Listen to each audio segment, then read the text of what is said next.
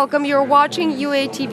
We are broadcasting from Toronto, Canada, where the conference on Ukrainian reforms is currently underway.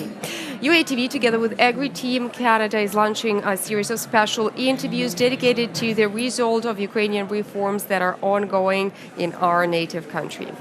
Today, we're going to be talking about the reform in the social enterprises sphere, and together in the studio with me is Yuriy Fylyuk. He is the founder of multiple projects, and one of them is extraordinary and is called Teple Misto. Hello, and thank you so much for joining. Thank you. To give our audience a little glimpse of what you're doing, let's look at the little video clip. Cool.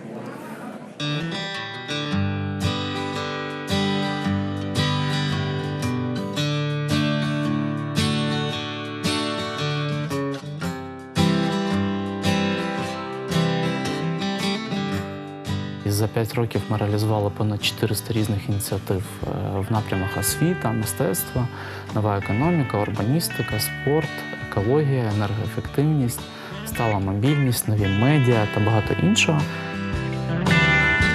Імпакт-інвестування – це, власне, нова зараз така тенденція світова. Раніше було як? Є бізнес, який заробляє гроші, і головна задача якого – максимальна капіталізація. Не питайте мене, як ми це зробили. А потім ми беремо і десятину віддаємо на якусь благодійність. Але вона не призводить до вирішення проблеми в цілому. Імпакт-інвестування – це нова філософія, яка говорить, а давайте створювати одразу бізнес, нехай це буде бізнес, але який буде вирішувати одразу в своїй основі якісь важливі суспільні або екологічні задачі, і не створювати по дорозі ніяких негативних чинників. Проект «Промпривод реновація» – це, мабуть, найамбітніший проєкт з тих, які ми поки що робили, і продовжуємо його втілювати. Це завод в центрі Івано-Франківська, який такого пострадянського періоду, який втратив свої потужності, і зараз ми його перетворюємо на інноваційний хаб на перетині розвитку освіти, мистецтва, нової економіки та урбаністики. Весь світ, власне, зараз стоїть перед викликами, як з'єднувати непоєднувальне, як поєднувати, знову ж таки, економіку і соціальну сферу, як поєднувати якісь різні культури між собою для того, щоб вони не конфліктували. І за великим рахунком те, що ми робимо, воно абсолютно підпадає під як частина рішення на ці глобальні виклики. В першу чергу проект «Промпривод», я бачу, що це буде класний бізнес. Він дозволить побудувати інфраструктуру для інших бізнесів. Наприклад, ми інвестуємо в креативний бізнес, в анімацію, в медицину, там, де дуже важливо створити умови для креативних людей, для айтішників, для людей, які створюють щось, створюють якісь сенси, новий зміст, якісь нові проекти. Ми живемо з вами в пострадянському періоді, де існує величезний брак довіри між людьми, між інституціями. І цей проєкт якраз, перш за все, він є проєктом натренованої довіри. Євромайдан – це, звичайно, одна з найважливіших, а можливо найважливіша подія в усій історії України, на мій погляд. Тому що в цей момент відбулася дійсно самоідентифікація, і відбулось це усвідомлення власної гідності як народу, як українця, українки, кожного по окремості. Майдан дав розуміння, що ми можемо впливати.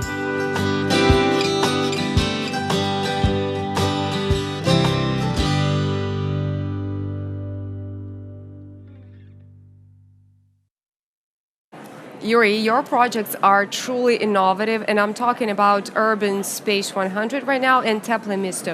Could you tell a little bit more? And what I mean is, where you got the idea for creating this? How did you implement this in life?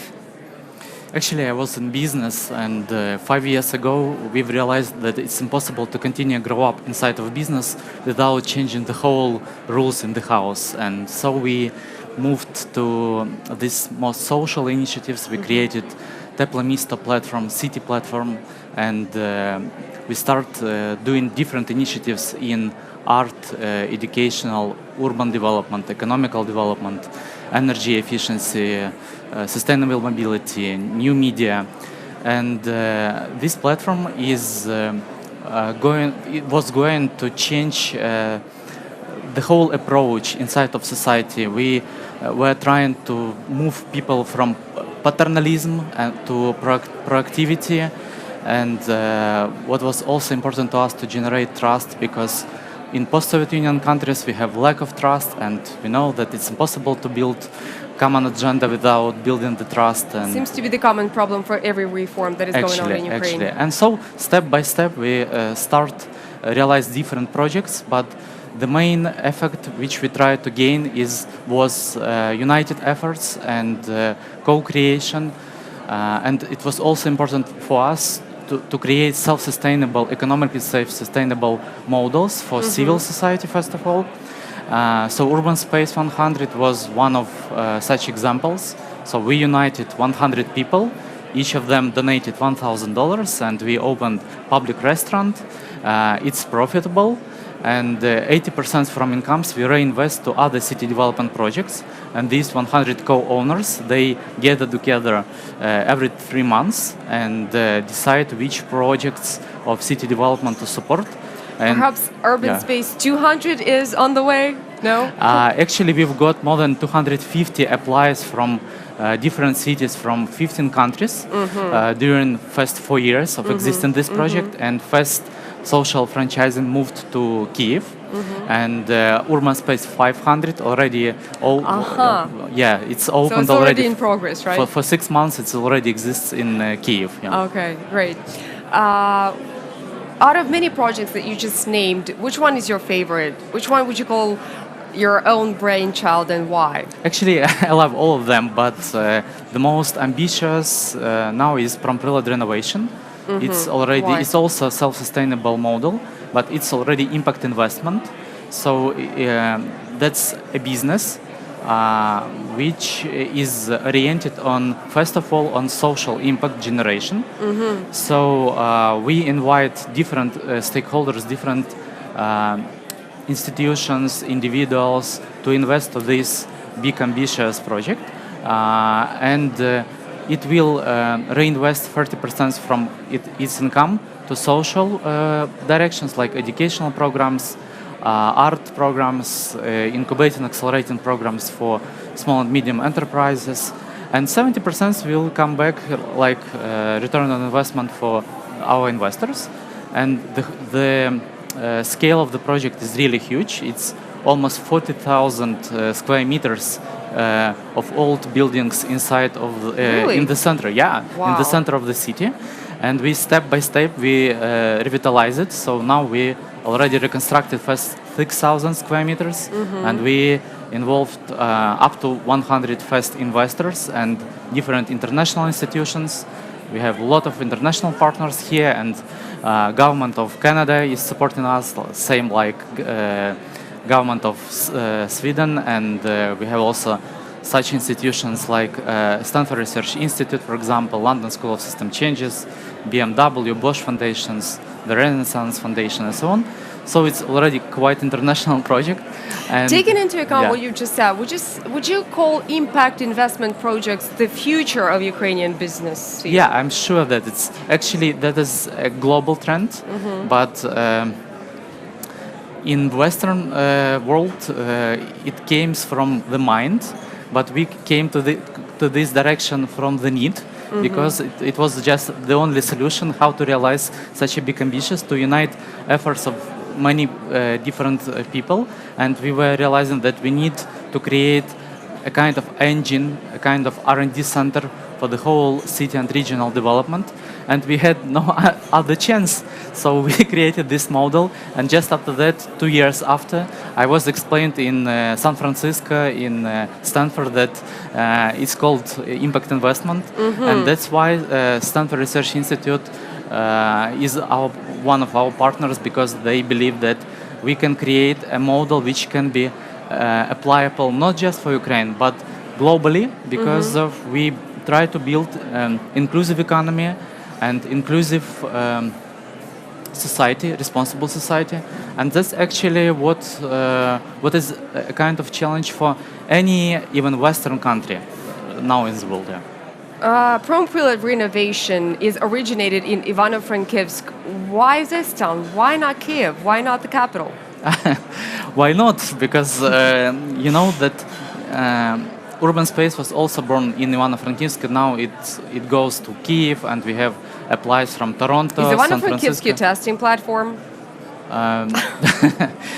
I don't know. So we've created a lot of preconditions for such a big and ambitious project because of 5 years of different other initiatives, and we've realized more than 400 already of them. And actually, in Ivano-Frankivsk, it's a little bit cheaper to test such new models than in comparison in Kyiv. And the last reason that we try to create a precedent, a new model for the whole country, and maybe again internationally, because the scale of the project in comparison of the scale of the whole city let us assume that it can reload the whole systems from post-Soviet Union context to modern ones, and to help to reload the whole city and the region. And what is important for us, we are trying to do it with bottom-up approach, uniting a lot of different stakeholders and just starting from ordinary people, including international partners, businesses, local institutions, public authorities, and so on.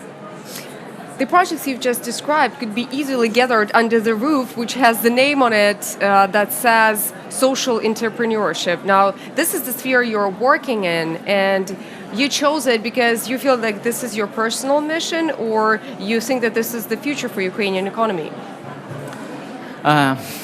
Personally, yeah, of course, I like this approach because it's more deeper than just doing old-style business. I strongly believe that any kind of modern business should be impact-oriented because of we have so many global challenges now